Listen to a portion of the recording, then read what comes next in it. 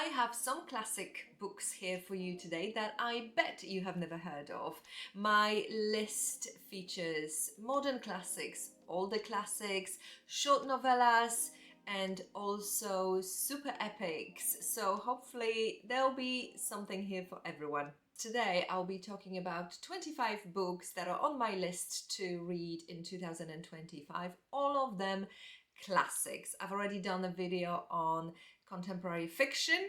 Today is all about classics. By the way, we are filming today from a different location because it's New Year's Eve and my house is full of children. So I have been sent off to the garden room, which is really cold. And this is why I'm wearing a pashmina on top of my jumper. I also have a coat next to me, so if suddenly halfway through the video I start to wear a coat, you'll know why. Similar to contemporary fiction video I did a week ago, I'm breaking down this list into 5 top priority books and then 20 other books which are also as a priority on my radar to read next year, but I am fully aware and fully open to that list changing if I see a different book or books that inspire me at that moment. I will definitely not stop myself from picking them up just because I have a list. Okay, so we're starting with my top 5 priorities, and the top priority number 1 is Driver's Seat by Muriel. This is a modern classic, and there's a reason why we're starting with this particular book.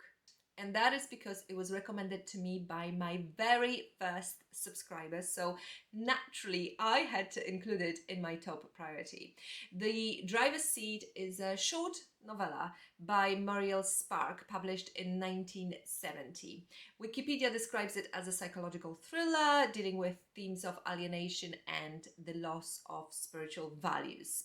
Sounds absolutely perfect for me. Thank you so much for recommending this book. I have never heard of Muriel before, and after looking her up I discovered she was quite an interesting person. It wasn't until she was 39 that she wrote her first novel, and at that time she was also struggling as a single mother, and she was also recovering from a serious breakdown. And then each year since publishing her first novel when she was 39, she wrote a novel every single year until she died. The Driver's Seat was apparently her favorite novel, and it was even made into a film with Elizabeth Taylor, which I had no idea that that movie even existed. So thank you so much for recommending this to me. This is a great book to read if you feel like reading something shorter, because it's only 103 pages, so you can get through it in 1 or 2 days. For priority number 2, we're going big with Tolstoy and his epic War and Peace. My 13-year-old son surprised me by saying he wants to read this as a bit of a challenge, and so I told him, great, I will read it alongside with you. Now let's see if he really does pick it up. If he does, I'll definitely read it as well, as I was planning to tackle Tolstoy in 2025 anyway. But I must admit I'm slightly more drawn to Anna Karenina as my first Tolstoy book. But hey, if my son wants to read it, then I will be very happily reading it alongside with him. I am looking forward to sinking my teeth into this beast. The book is divided into volumes and then into shorter chapters, in case you are wondering, and in case you wanted to tackle it by partly listening to it on audiobook and partly reading a paper copy. I think that would make the experience slightly less overwhelming, and I'm certainly considering doing that myself. I'll start by reading the first part just to get familiar with all the characters and names, and then I'll switch to the audiobook on my dog walks, and in the evenings I'll return to the paper copy again.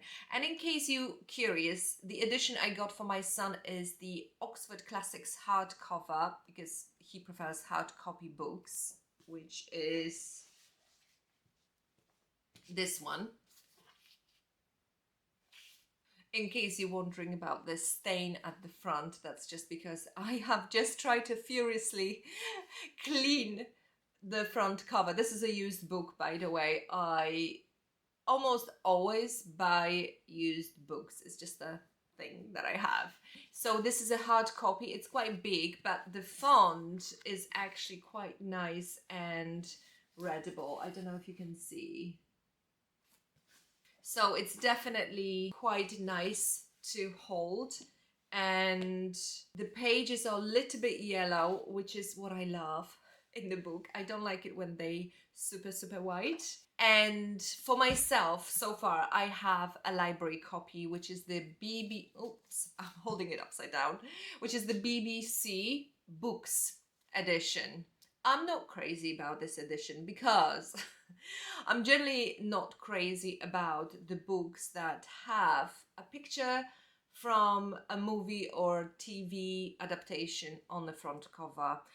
I feel like there's something wrong with putting a picture from a movie on the front cover of a book that has existed for hundreds of years before the movie was even produced or the TV adaptation was produced. I get it, it's a BBC Books edition, so obviously they would do something like that. And maybe with some people that is encouraging them to read a book after they've seen a TV series, but I'm certainly not in that target market. Plus the book, the font in this book is super tiny. I don't know if you'll be able to see, but there's no way I'll be able to read this version. So I'll probably get myself a Penguin edition, although it's different translation to the one that my son has, but I don't think that should make it too big of a difference. Let me know if you have any advice for me in relation to edition. For me, I have to have a soft copy because I plan to carry it with me, so it cannot be hardcover book. It would be too heavy. Let me know if you think Penguin's edition is good. Next we head to France with Madame Bovary by Gustave Flaubert. I am sure you're all familiar with this book. It was one of the most scandalous novels of its time, and Flaubert was even put on trial for obscenity, which of course only helped him promote the book. And the story is about a woman who is disappointed with her marriage and takes on a lover, and then everything spirals from there. I have had this book on my list for quite a while, so I'm looking forward to finally reading it in 2025. And with number 4, we are back in England with the beloved author Daphne du Maurier. I have both Rebecca, her most famous book, which is this one, and also My Cousin Rachel. And by the way, these are gorgeous editions by Virago Press. They are hardcovers, but they are easy to hold. I have decided to start my journey with Daphne du Maurier with My Cousin Rachel and not Rebecca. And that's because I have seen movie Rebecca, the old black and white version of it, some years ago. So I obviously kind of know what happens, whereas I have no clue about what happens in My Cousin Rachel. And my preference is always to start with the book that I have no idea about. So I'll be reading My Cousin Rachel in 2025. Let me know if you've read it. Okay, it is getting a little bit warmer now, so I have taken off my pashmina. The heating is starting to work. Yay!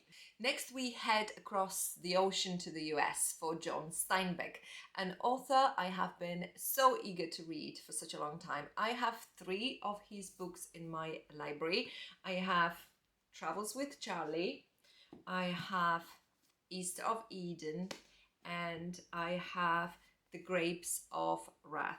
I was planning to read East of Eden first, but I absolutely love the beautiful edition of The Grapes of Wrath that I have, which is the Steinbeck Centennial edition by Penguin. It's just such a nice edition. It's got these slightly wider pages and it's got a very interesting edge here where you've got certain pages longer than the other pages, so it looks like a bit of a harmonica. I don't know, I just love it, so that's the only reason why I might go for this one first. I know I will read all of them eventually. It's just the matter of which one to start with. I have been hunting for East of Eden's edition in Steinbeck Centennial version, but it's difficult to get hands on that one. And there are some, but they're super expensive. I'm talking about 20-30 pounds, which is what, 30-40 dollars. So that's a lot to pay for a book, especially for me when I'm used to paying 3, 4, 5 pounds for a book because I always buy them used. So I think I might hold off. But meanwhile, because I have this baby, I'll start with The Grapes of Wrath. Okay, and now we're moving on to the remaining 20 books, which are not super priorities like the first 5 books, but still I'm hoping to read them in 2025. And the first one on this list is Mario Benedetti's Who Among Us. I have discovered this little novella when I was browsing the library, and I later found out through some research that the author was huge and is huge in Uruguay. And that's the beauty of libraries for me. You can come across books you would never find in a bookstore. In bookstores, well, unless you go to an antique bookstore or an independent store, the focus is usually on contemporary fiction by authors who, you know, sell well, or the most popular classics. But libraries are often full of these little gems, these books that may have been sitting on their shelves for quite a long time. And yes, I find it exciting that from time to time you will come across something completely new. So this is how I feel about this book by Mario Benedetti. And by the way, his name is Italian, but that is because he was born to Italian immigrant parents, but he was born in Uruguay. Instead of reading you the blurb, I'll read you the first page of this book, or at least the first paragraph, which is what got me hooked onto this book and which is what made me decide to borrow it. So, listen to this. Only now, on the 5th day, can I say that I'm not so sure. On Tuesday, when I went down to the port to say goodbye to Alicia, I was convinced it was for the best. To be precise, it was what I had always wanted, for her to confront the regret she harbors, her unhealthy obsession with what might have been, her longing for a different past and, therefore, for a different present. I don't feel anger. How could I? So yeah, I'm sold. Doesn't it just make you wonder, who is Alicia? What's going on? Why is he not angry? What regrets? And you just want to keep reading. One of the authors I want to get to know this next year is E.M. Forster. I have his Howard's End, and of course the most logical choice would be to just read this book, right? But no, I have to make it complicated. I basically came across his lesser known novel titled Where Angels Fear to Tread. And I'm so intrigued by the plot. It's about a young English widow who travels to Italy and spontaneously marries a poor Italian man over there. And this decision is obviously very much disapproved by her in-laws. And by her in-laws, I mean by her English deceased husband's parents. And so we have this clash of two very different cultures, which for me, who is effectively an immigrant living in England, is fascinating. Also, the book is set in Tuscany, a place which I've visited twice and which I absolutely love. So I have a feeling I'll be reaching for that book first, and then I'll might get onto the Howard's End. For number 8, I'm planning to read Blindness by José Saramago, a Portuguese author and also a Nobel Prize winner. The Nobel Committee apparently specifically commented on this particular book, and I don't know much about it except that it's a dystopian novel about a city devastated by an epidemic of blindness. And that sounds like something quite different from what I usually read, and this is why I thought it would be a good pick for me. Plus, it gives me more exposure to Portuguese literature. This next book, number 9, is quite interesting. We head to Canada with Hetty Dorval by Ethel Wilson. Again, a great library find for me. I love this edition, which is by Persephone Books. I have heard about this publishing house, but I have never read any books printed by them. And so I've looked them up, and this publishing house reprints neglected works mostly by women writers, dating from the mid 20th century. And this particular novel focuses on the dynamics between a young girl and this enigmatic, mature woman she meets. The book was written just after the Second World War, so we also have this post-war Canadian landscape in the background, which I find very interesting. My husband is from Canada, and I have not read a lot of Canadian literature, especially classics, so I'm very intrigued by this one, and I'm looking forward to reading this one. Again, short novella. It will probably take me a few days to finish it, and like I said, the edition is gorgeous. Gorgeous, gorgeous, gorgeous. Very nice size of a page, because it's quite a short book, but it's wider, so when you hold it up open, it feels nice. It feels nice. If I like this book, I might reach out for other books published by Persephone Books. For number 11, we have one of the most defining works of existential literature, and that is The Outsider by Albert Camus. Sometimes I think it's titled The Stranger in some of the versions of the book, depending where it was published. I have read The Plague at School by the same author, but I have not read The Outsider. And the reason why I want to read it again is because the book had me hooked on the first page when I found it in a library. Let me read it. My mother died today. Or maybe yesterday, I don't know. I received a telegram from the old people's home. Mother deceased. Funeral tomorrow. Very sincerely, yours. Camus' exploration of the human condition in his writing is legendary, and I am sure this will be very much thought-provoking read. For number 12, I have The End of the Affair by Greene. This is set in post-WW to London, and it's supposed to explore love, faith, and jealousy as well. Let me read you the blurb of this book. The love affair between Maurice Bendry and Sarah, flourishing in the turbulent times of the London Blitz, ends when she suddenly and without explanation breaks it off. After a chance meeting rekindles his love and jealousy 2 years later, Bendrix hires a private detective to follow Sarah, and slowly his love for her turns into an obsession. I have never heard of this book. I only got a copy of it because it was included in a bundle of used books I was buying on eBay. I am very much looking forward to reading it.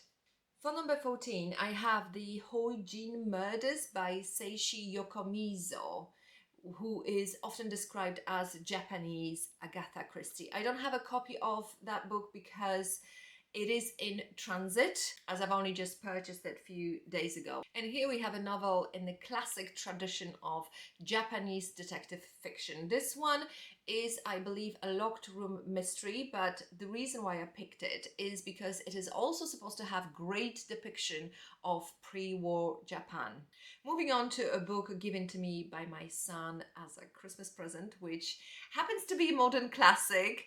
He has chosen for me to read A Perfect Spy by John Le Carré. He said he wants me to explore the genre of spy thrillers, so that's what I'm going to do. All I know is that the story follows a British intelligence officer. I do love a good thriller, although I don't think I've ever read a proper spy thriller, so this is going to be a first. I do hope that it will have some depth and some commentary on human psyche, maybe on loyalty and betrayal as well, since it's a spy thriller. I will let you know how it goes with this book. Okay, the next 4 books are American classics, and that is a deliberate decision because as someone who grew up in Eastern Europe, I had very little exposure to the American literature, so I am trying to make up for the lost time. We've had lots of Russian literature and lots of European literature, but not much American literature. And so at number 15, we have Revolutionary Road by Richard Yates. I can't quite explain why I feel so drawn to this book, but I do. I vaguely remember seeing a trailer for a movie adaptation with Kate Winslet and Leonardo DiCaprio, which is probably quite an old movie now, but I haven't seen the movie. I know that this story is about a couple trying to hold on to their marriage and to their dreams. I understand it's quite autobiographical because, well, most of Richard Yates' books were autobiographical to a certain extent. I have seen Yates being described as the great writer of the age of anxiety, which I find very intriguing. So I'm excited to explore his writing in the new year. And for next book, we have The Ballad of the Sad Café by Carson McCullers. I have heard so much about this author's other novel titled Hard is a Lonely Hunter. I think that's a title you just never forget, do you? Hard is a Lonely Hunter. But recently I came across a second-hand copy of the Ballad of the Sad Café, so this is what I'm going to read first. It's a short novella. It's set in a small southern town and it's supposed to explore themes of loneliness, love, and relationships. Number 17, One Flew Over the Cuckoo's Nest. This novel is one of the most iconic works in American fiction. I am pretty much sure most people have watched the movie. I have never watched the movie from beginning to the end, so this is going to be a really interesting read for me. The book is set in a psychiatric hospital. It follows the clash between rebellious patient called Randall and the oppressive nurse Ratchet. I have heard so much about the book and also about the adaptation of it, and so I am looking forward to reading it. And my final American classic at number 18 is Stoner by John Williams. This has been on my list for months now. It tells the story of William Stoner, an unassuming professor who lives a normal and quiet life. This novel is supposed to be a portrayal of an ordinary life, and that's what it is mostly praised for. I am very excited about this book, especially because last year, having read Leonard and Hungry Paul, which is also, for me, a portrayal of an ordinary life done superbly. And with number 19, I am cheating a little bit because this will be a reread for me. This book is Alexandre Dumas, The Lady of the Camellias. I think in some translations is translated as The Dame of the Camellias. This book has a very special place in my heart because I read it when I was probably 11 years old, and I remember I could not stop thinking about this book. I still vaguely remember the plot of the book and the characters, but it's been a while, so I'm looking forward to rereading it. I know that the most well-known books by this author are other books, The Count of Monte Cristo or The Three Musketeers or The Nutcracker. Not many people talk about this book. This book has had a huge impact on me as a very young teenager, or actually not a teenager at 11. Are you a teenager or not a teenager? I'm looking forward to rediscovering it and seeing if it's going to have the same influence on me. We have covered 19 books so far, and I have one more book that I am deliberately leaving for me to read at the end of this year. And that book is no other than Emma by Jane Austen. I read Pride and Prejudice, which was my first Austen experience just before Christmas 2024, and I was so happy about the timing because I thought it was a perfect pre-Christmas read.